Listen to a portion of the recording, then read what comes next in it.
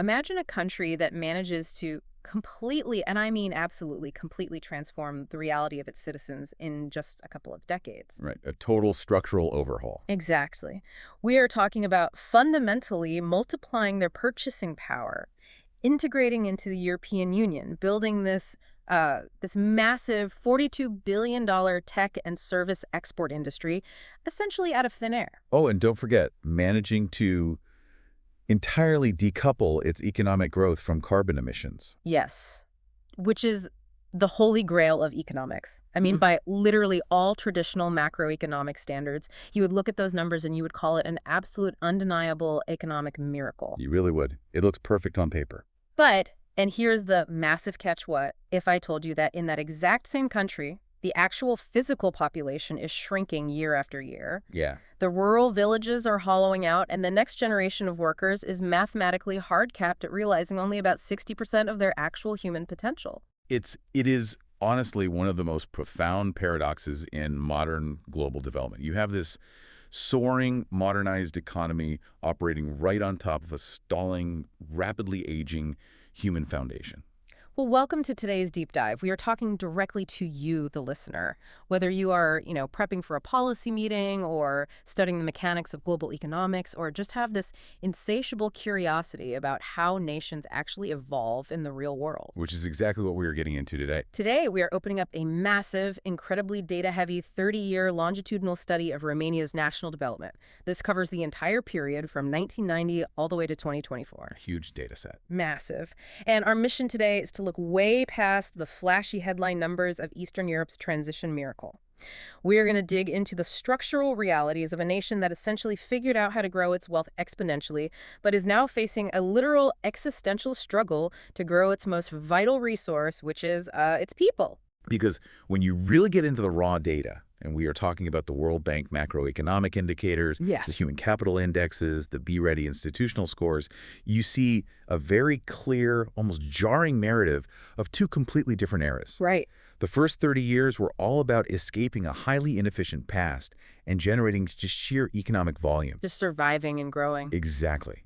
But the data strongly suggests that the next 30 years, that's going to be a desperate high-stakes race against demographic collapse and, well, educational inefficiency. Let's start by looking at that escape from the past, because I feel like you cannot understand the current human crisis without fully grasping the economic triumph that is currently masking it. You really can't. You have to see the baseline. So I'm looking at the gross domestic product growth rate indicator. And to understand the peak of this economy, we have to look at the absolute valley first. The data points to the early 1990s, specifically 1992, as a year of just profound trauma. Trauma's the right word. The GDP growth rate was negative 8.7%. And just to put that in perspective for you listening, when we talk about a severe modern recession, we might be looking at, what, a 1 or 2% contraction. Right. And people panic over 2%. Exactly. A negative 8.7% drop isn't a recession. That is an economy in structural freefall. It was a complete dismantling of reality for the average citizen. You really have to understand the mechanics of what economists call shock therapy or transition pain. Walk us through what that actually looks like on the ground. Well, prior to 1990, Romania operated under a strict, centralized planned economy. The state dictated literally everything: what was produced, how much it cost, who bought it.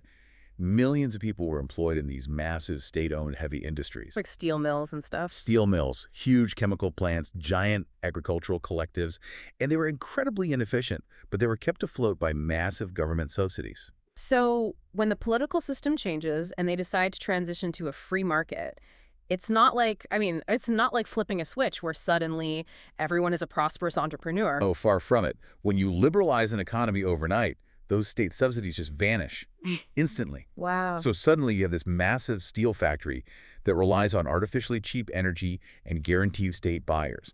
And it has to compete on the open global market. And it can't. Right, it can't. Everybody- So the factory goes bankrupt, supply chains evaporate overnight, you see hyperinflation wiping out people's life savings. That is brutal. It is. And millions of workers find themselves in a system that simply no longer needs their specific, highly specialized, but entirely outdated labor. That negative 8.7% in 1992. That represents shuttered factories, empty store shelves, and just a massive spike in poverty. But the data shows they didn't stay at the bottom of that valley forever. This is where we see that classic V-shaped recovery curve. Yes, the rebound. As the 1990s dragged on, the market reforms, however painful they were, started to take root. By the early 2000s, the rebound was staggering. I'm looking at the year 2004, and the GDP growth rate hit a peak of 10.4%. Which is just explosive. That is the kind of explosive double-digit growth you usually only associate with, like emerging Asian tiger economies during their big industrial booms. How on earth do you go from a negative 9% free fall to a positive 10% rocket ship in just over a decade? Well, you start attracting foreign capital, and you start building new institutions. In the early 2000s, Romania was aggressively preparing for something that would permanently alter its trajectory, which was integration with the West. The EU. Exactly. And investors knew it. If a foreign company knew that Romania was going to eventually join the European market, it made perfect sense to start building factories and establishing businesses there while labor was still incredibly cheap. Because the growth potential was massive. Which brings us to the ultimate inflection point in this entire data set. If you look at a chart of Romania's purchasing power parity, which is a crucial metric, PPP, basically measuring what a citizen's income can actually buy on the ground in real terms, the line goes from a steady, hopeful upward climb to an incredibly steep, almost vertical slope around one specific year. 2007, the year of formal accession into the European Union. It's literally like someone injected nitrous into the national engine. That's a great way to describe it. But I want to understand the actual mechanism here. Because, joining a political union doesn't just magically print money for your citizens. What physically changed in the Romanian economy the day after they joined the EU? It really comes down to the core pillars of the European Union, specifically the free movement of goods, services, and capital. Prior to 2007, if a Romanian company wanted to sell goods to Germany or France, they faced tariffs, customs checks, massive bureaucratic friction. It was expensive and slow. Exactly. But the moment they joined the EU, the borders effectively vanished for trade. Romania became part of the European single market. So suddenly, an automotive parts manufacturer in Transylvania can put a shipment of steering wheels on a truck, and it drives straight to a massive assembly plant in Bavaria with zero friction. Zero friction. And the inverse is also true. Foreign direct investment, or FDI, just poured into Romania. Because Western European companies are looking at Romania and seeing what exactly? They saw a country with a highly educated, albeit underutilized workforce. They are geographically close to the core of Europe, and the labor costs were a fraction of those in Germany or Italy. Right. So they brought in advanced technology, modern management practices, and they integrated Romania directly into the global supply chain. And we can actually see that structural shift in the trade data. In the early 1990s, after the heavy communist industry collapsed, agricultural raw material exports were a major crutch. They were basically relying on selling what they could grow. It was survival mode. But fast forward to the modern era, and the explosion in trade volume is hard to wrap your head around.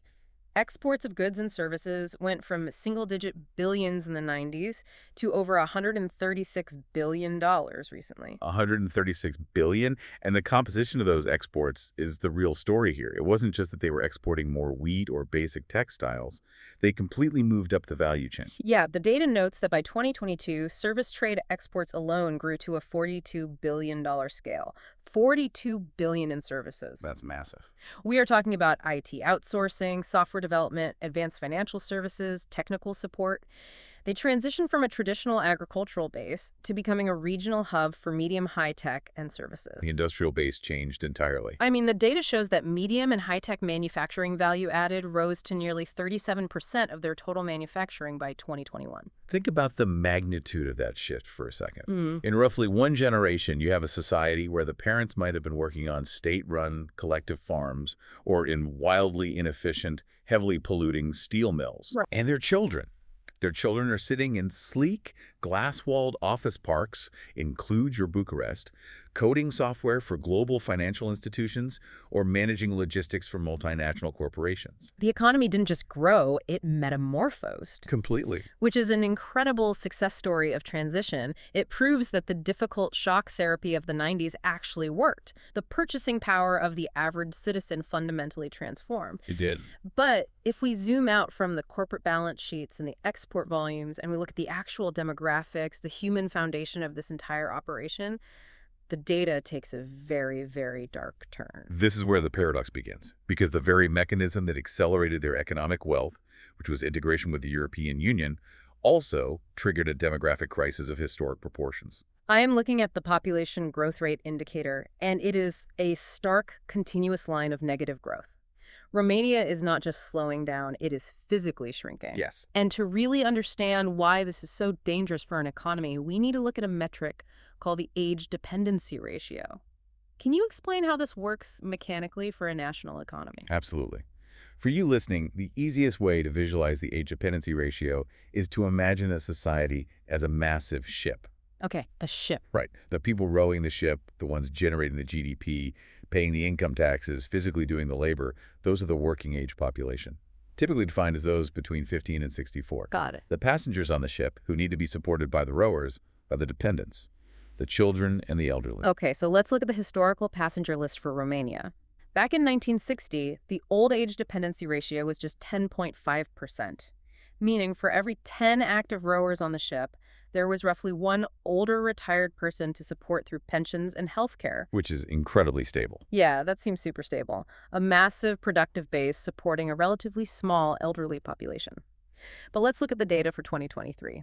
That old age dependency ratio hasn't just crept up, it has surged past 23.5%. It has more than doubled. And depending on how you categorize early retirements and labor force participation, some economic models push the effective burden well past 30%. Right. So now you have just roughly 3 rowers supporting every retired passenger. The tax burden on those rowers has to skyrocket to maintain the same level of pensions and medical care. And what about the kids? Are there enough young people entering the workforce to eventually grab an oar? No. That is the other half of the crisis.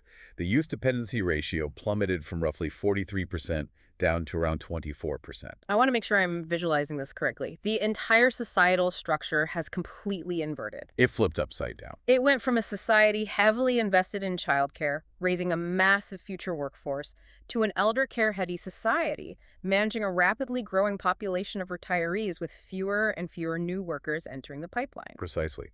And we have to ask why this happened so aggressively in Romania compared to other nations. Because, I mean, aging is happening everywhere, right? Yeah. Yes, there is a natural global demographic transition. As nations get richer, people live longer, and birth rates naturally drop. We see that everywhere from Japan to Italy. Sure. But Romania experienced an acute, highly localized shock that accelerated this process dramatically. Outmigration.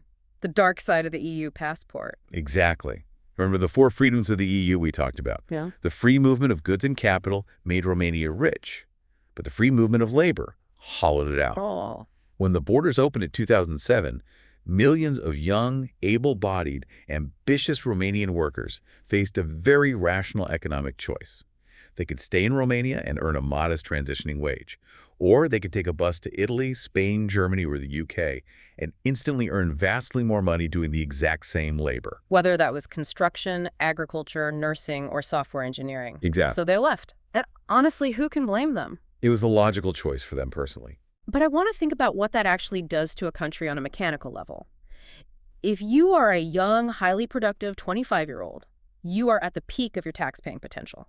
You are going to work for the next 40 years, buying houses, paying income tax, buying consumer goods. Right. When you move to Germany, Germany gets the economic benefit of your labor. But Romania paid the cost of your childhood education, your pediatric health care, your upbringing. It's a massive transfer of human wealth from east to west. That is a brilliant way to frame it. It is literally an uncompensated export of human capital. And the people left behind in the rural villages are overwhelmingly the elderly. Wow. You have entire communities where the primary source of income isn't local commerce, it's remittances. Money sent back home from children working in Madrid or Munich. But remittances don't build a sustainable national tax base. I mean, looking at this mathematically, I'm struggling to square the circle here. If the young, productive people are leaving in droves and the older, retired population requiring state support is growing, who is going to pay the taxes to keep this shiny new $42 billion modern service hub running? That is the multi-billion-dollar question. Doesn't a shrinking labor pool put a hard, immovable ceiling on how much an economy can actually grow? You can't just build infinite tech parks if there is no one left to sit at the desks. You have hit on the exact crisis point. You absolutely cannot infinitely expand an economy if your labor pool is constantly draining and your tax burden is constantly rising. Eventually, the math catches up with you. So if the sheer quantity of your workforce is dropping because birth rates are down and the youth are moving to Western Europe, then the only logical mathematical way to keep your GDP growing is to radically increase the quality of the workers who stay. Logically, yes. If you have fewer people, every single person left inside your borders has to operate at their absolute maximum potential. You need a workforce of super producers. Exactly. If demographic volume decreases, human capital efficiency must increase to compensate. Yeah. A single worker in 2024 needs to be vastly more productive, more educated, and more technologically capable than a worker in 1990 just to maintain the baseline economic output. Okay, so let's look at the data. Are they? Is the Romanian educational system producing this generation of highly optimized, maximum potential workers? The data provides a resounding, incredibly concerning no. And we can measure this quite precisely using the World Bank's Human Capital Index, or HCI. For you listening, the Human Capital Index sounds like, corporate jargon, but it is actually one of the most vital, deeply human metrics we have in global economics. It really is. It doesn't measure how much money a country has, it measures potential. It calculates exactly how much economic capability a child born today will actually fulfill by the time they reach adulthood, based entirely on the health and education environment they are born into. If a country gets a perfect score of 1.0, it means a child born there will achieve 100% of their physiological and cognitive productivity potential. They get perfect nutrition, perfect health care, and a world-class education that perfectly prepares them for the modern labor market. And Romania's HCI score currently sits right between 0.5 and 0.60. It's been hovering heavily around the 0.60 mark in recent evaluations. 0.60. I want that to sink in for a second. Yeah. That means the next generation of Romanians, the very people tasked with supporting this massive aging population and running a high-tech service economy, is only on track to realize 60% of their actual human and economic potential. Yeah. 40% of their inherent capability is just gone. It is lost to systemic friction, poor schooling, or inadequate developmental support. It's a massive loss. And if we look even closer at the index, there is a demographic split within that 0.60 that reveals a deep structural flaw. The gender gap. Exactly. The female HCI is significantly higher at 0.63, while the male HCI is lagging severely behind at around 0.54. Wait, I need to pause here because I'm genuinely confused looking at these sources. We just spent 20 minutes detailing how Romania's gross national income skyrocketed. Their purchasing power quadrupled. They are exporting $136 billion worth of goods and services. Right. They have so much more absolute wealth than they did during the transition pain of the 90s. If the state is suddenly flush with cash, why aren't they just pouring money into their schools and hospitals to fix that 0.60 score? If I realize my engine is only running at 60% capacity and I have a pile of cash, the first thing I do is hire a mechanic. You would assume that wealth automatically translates into human investment. That's the logical leap. But this is where macroeconomic data reveals political reality. Politics. If we look at the metric for government expenditure on education as a percentage of GDP, the story is baffling. For decades, through the severe recession of the 90s, through the massive EU-driven boom of the 2000s, through the recovery from the 2008 financial crisis, that number has remained stubbornly, rigidly stuck at around 3%. 3% of GDP. And the data notes that this is noticeably below the European Union average. It hasn't budged. Despite the sheer volume of national wealth multiplying, the proportion of that wealth being reinvested into the minds of the next generation remained entirely stagnant. So the pie got bigger, but the slice for education stayed exactly the same size relatively. Exactly. The government chose, year after year, budget after budget, not to prioritize educational funding at the level required to build a modern workforce. Why? Is it just incompetence? Or is there a structural reason a government would choose not to fund schools when they have the money? It's rarely just pure incompetence. It's usually about competing political pressures. Remember the age dependency ratio we just discussed? The growing elderly population. Right. When an incredibly large portion of your voting population is elderly and your state budget is under immense pressure to fund pensions and healthcare just to keep retirees out of poverty, long-term investments like education often get cannibalized. Because politicians want to get reelected. Exactly. A politician wins an election today by raising pensions, not by promising a slightly better reading curriculum that might yield economic results in 20 years. Wow. So the elderly are inadvertently starving the youth of resources just to survive. That is a brutal political economy trap. It really is. And we see the exact consequences of that 3% spending trap in a really tragic data point in our sources, learning poverty. Yes. Learning poverty is a highly specific and very stark metric. It measures the share of children who cannot read and understand a simple age-appropriate text by age 10. By age 10, okay. In a highly developed, high-income European nation, that number should be practically zero. But in Romania, the data shows this total rate fluctuating stubbornly between 15.5% and 19.7%. Nearly 1 in 5 children. Almost 20% of the future workforce lacks the foundational cognitive skill of reading comprehension by age 10. And it connects directly back to that gender gap we saw in the Human Capital Index. The data points out that a significant percentage of boys, specifically around 16%, fall below minimum reading standards, noticeably higher than the rate for girls. Which is alarming. Extremely. Because when you have foundational quality gaps like this in primary education, you are building your entire high-tech, service-oriented economy on sand. A child who cannot comprehend a basic text at age 10 is mathematically locked out of the $42 billion IT and service export boom we discussed earlier. Well, wait, let me push back on this with another data point from the report because something isn't adding up here for me. Sure. I'm looking at the pupil-to-teacher ratio in primary education. It says the ratio dropped significantly from 25.9 students per teacher in the past down to 19.3 students per teacher recently. Yes, it did. In any normal context, smaller class sizes mean better education. A teacher with 19 kids can offer way more individualized attention than a teacher with 26 kids. So if the resources per student are technically increasing, why is learning poverty still hovering near 20%? Well, this is one of the most vital lessons in public policy analysis. Improved ratios do not automatically equal improved quality if the underlying system is structurally flawed. Okay, unpack that. Yes, the pupil-to-teacher ratio dropped. But why did it drop? It wasn't because the government launched a massive, well-funded strategic initiative to hire thousands of highly trained, brilliantly compensated new educators. It dropped because the population is shrinking. Exactly. Yeah. The ratio drops largely because there are simply fewer children in the country due to the demographic decline and the outmigration we discussed. The quantity of teachers per student mathematically increased by default, but the quality of the instruction, the modernity of the curriculum, and the outcomes haven't improved. I see. If a teacher is still using an outdated curriculum designed in the 1990s, and they aren't receiving modern pedagogical training, having fewer students in the room won't magically fix a systemic reading deficit. It is a classic case of resource allocation failure. The raw wealth exists in the country, but the transmission mechanism required to turn that financial wealth into actual human capability is fundamentally broken. And this brings us to the collision point. We have a booming, modernized economy demanding 21st century skills, and an education system failing to produce them.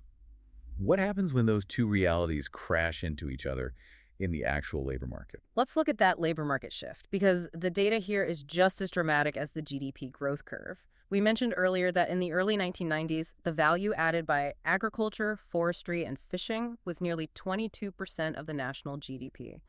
And the employment numbers were massive. Very massive. Over 30% of the entire population was employed in the fields. It was an agrarian-heavy society. And today, look at the transformation. Today, agriculture's value added is just around 4%, and employment in that sector has drastically plummeted to roughly 1% in formalized metrics. Meanwhile, the service sector has climbed to employ over 50% of the entire national workforce. Half the country. The entire labor force literally migrated from driving tractors and managing state farms to sitting behind keyboards, managing logistics, and staffing service desks. But, and here is the friction, if the underlying skills of the population aren't keeping up, which we just definitively proved with the 0.60 Human Capital Index and the 20% learning poverty statistics, Right. that transition creates immense grinding pressure on society.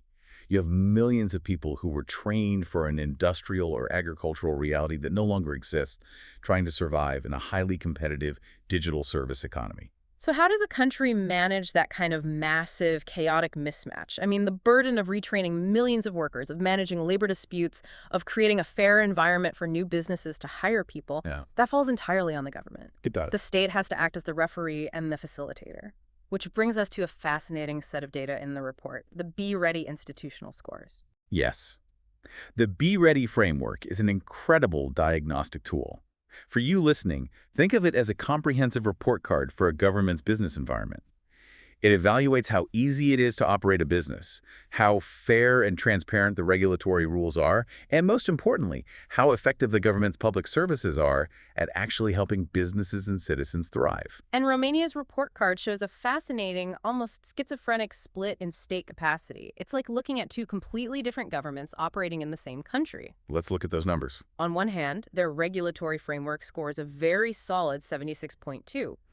And when it comes to international trade facilitation, they score incredibly well. For the quality of public services for international trade, they score an 82.3.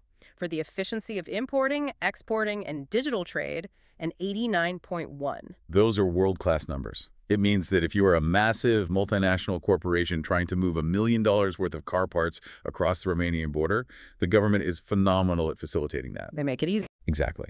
They have integrated beautifully into the global logistics supply chain. But then you look at their domestic scores. The score for public services overall drops to a 63.2, and the specific score for the adequacy of public services for labor, meaning how well the government actually helps its own citizens navigate employment, get retrained for new industries, or resolve labor disputes, is lagging behind. Yes. The external interface is great, but the internal operational efficiency for domestic public services is struggling. And if we connect this Be Ready data to the broader governance indicators spanning the entire 30-year period, it tells a very clear, very human story about political incentives.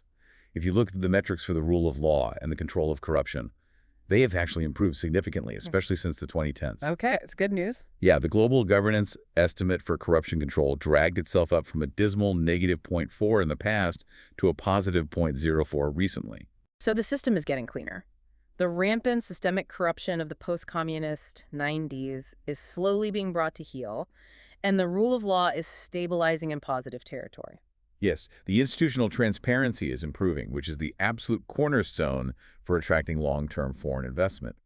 But here is the critical insight derived from this split in the Be Ready scores. Making the rules proved exponentially easier than optimizing the services. I want to break that down. What is the difference between making a rule and optimizing a service? Well, remember that the ultimate goal of the Romanian political class for 2 decades was integration with the European Union. Right. To get into the EU, you have to align your national laws with Brussels. You have to pass legislation, sign treaties, establish anti-corruption directorates, and set up regulatory frameworks that match Western standards. They successfully accomplished that. They passed the laws. That is exactly why their regulatory framework score is a high 76.2. They wrote the correct rules on paper. Exactly. But writing a law that says, we will support labor retraining is vastly different from actually building the septic administrative capacity to execute it. Ah, execution. Right. Actually hiring competent civil servants, building a user-friendly digital portal for unemployment benefits, or physically retraining a 50-year-old former coal miner to install solar panels that requires deep, complex, granular state capacity. And that is where they score a 63.2. So passing a law in Parliament is a stroke of a pen. Optimizing a bureaucracy to serve a citizen takes decades of tedious, grinding institutional reform. Precisely. I love that distinction. It perfectly explains the data. It makes me think of an analogy. Imagine a local family-run restaurant that just got a massive influx of cash from a wealthy investor. Let's call the investor the EU. Okay, I like where this is going. They spent all that new money on a beautiful, glossy menu, a state-of-the-art ordering app, and a gorgeous neon sign out front. The interface with the outside world is flawless. The food critics love the menu. But then you walk through the swinging doors into the kitchen. And the reality hits. Exactly. The kitchen is severely understaffed because half the cooks moved to a restaurant in Italy. The remaining cooks are using old, broken stoves from the 1990s. And worse, no one ever actually trained them how to cook the new, complex items on that beautiful, glossy menu. That is so accurate. The external interface, the trade metrics, the regulatory alignment with Brussels is world-class.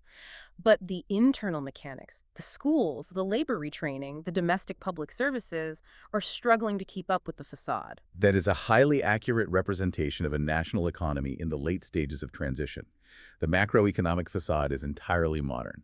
The human and institutional foundation is still desperately playing catch-up. But to be entirely fair to the data and the history here, we cannot just focus on the struggles and the bottlenecks.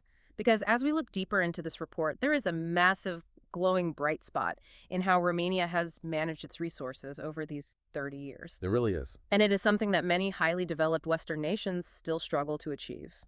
Let's look at the environmental sustainability and national savings data. This is an area where Romania has achieved something genuinely remarkable on a global scale. Yeah. Looking at the data from 1990 to today, they have successfully engineered what economists refer to as green growth. Which is usually the holy grail of developmental economics, right? Because historically, the pattern is brutal. When a developing nation's GDP multiplies tenfold, their carbon emissions skyrocket in tandem. To get rich quickly, you usually have to burn a lot of coal, build massive concrete factories, and pave over your forests. Historically, yes. Economic expansion and environmental destruction have been tightly coupled. You basically sacrifice your air and water quality to pull your population out of poverty. But Romania managed to fundamentally decouple them. Which is huge. While their GDP exploded and their purchasing power quadrupled, their total greenhouse gas emissions didn't just stabilize, they dropped dramatically. I am looking at the numbers for greenhouse gas emissions. In 1990, the total emissions were around 113 million tons. Recently, that number has more than halved, dropping to roughly 54.7 million tons. That's a massive reduction. And the data on carbon dioxide damage as a percentage of GNI is equally wild. In the early 90s, the economic damage caused by CO2 emissions was over 6.7% of their total national income. Today, it has steadily fallen and is hovering right around 1%. How is that physically possible? Did they enact some massive, highly aggressive green energy mandate? It was a mixture of intentional policy and, well, structural reality. Yeah. First, on the intentional side, yes, there was a massive shift toward renewable energy. The data shows that the share of renewable electricity output surged from about 17.7% to over 44%. Okay, so they invested heavily in wind, solar, modernizing their hydroelectric capacity. Yes, but fortifying the grid with green tech can account for a 50% drop in total emissions on its own. Right. So what was the biggest driver? The biggest driver of this environmental victory was actually the economic collapse we talked about at the very beginning of the deep dive. The sheer transition away from heavy, highly polluting, old-school communist industry was the greatest carbon reduction program imaginable. Ah. So when the inefficient steel mills, the massive chemical plants, and the heavy manufacturing facilities of the 1980s went bankrupt and shut down because they couldn't compete on the open market, the smog went away with them. Exactly. When an economy pivots from smelting iron to coding software and providing financial services, the carbon footprint of the nation inherently collapses. Oh. The transition to a modern service economy essentially saved the environment almost by accident, while simultaneously boosting their national wealth. It is a phenomenal example of structural decoupling. So transitioning to a $42 billion service export market is inherently a massive green policy. And this environmental victory plays directly into another vital metric in the data, one that I find incredibly fascinating, adjusted net savings, or ANS. Adjusted net savings is perhaps the most honest metric we have for evaluating the true long-term health of a nation. Let's unpack ANS for you listening, because once you understand this metric, you will never look at basic GDP the same way again. Usually when we measure a country's success, we just look at gross domestic product. How much stuff did we make and how many services did we sell this year? Right. But GDP is fundamentally flawed because it is blind to destruction. It doesn't care if you destroy your own country to make that money. Exactly. If a country decides to chop down every single ancient forest inside its borders and sell the wood, its GDP will show a massive, record-breaking spike. It will look incredibly rich on paper. But in reality, it has entirely impoverished its future. It has destroyed its natural capital. It's terrible accounting. Yeah. So the World Bank uses adjusted net savings to fix this blind spot. Think of ANS as a true national balance sheet. It starts with your national gross savings, the money the country is actually putting away.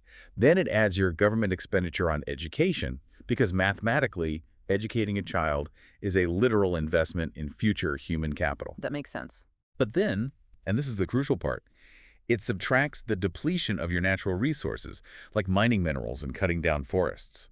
And finally, it subtracts the estimated economic damage caused by carbon dioxide and particulate emissions. It measures whether a country is actually building real, sustainable wealth, or if it is just burning the furniture to keep the house warm for one more winter. Exactly.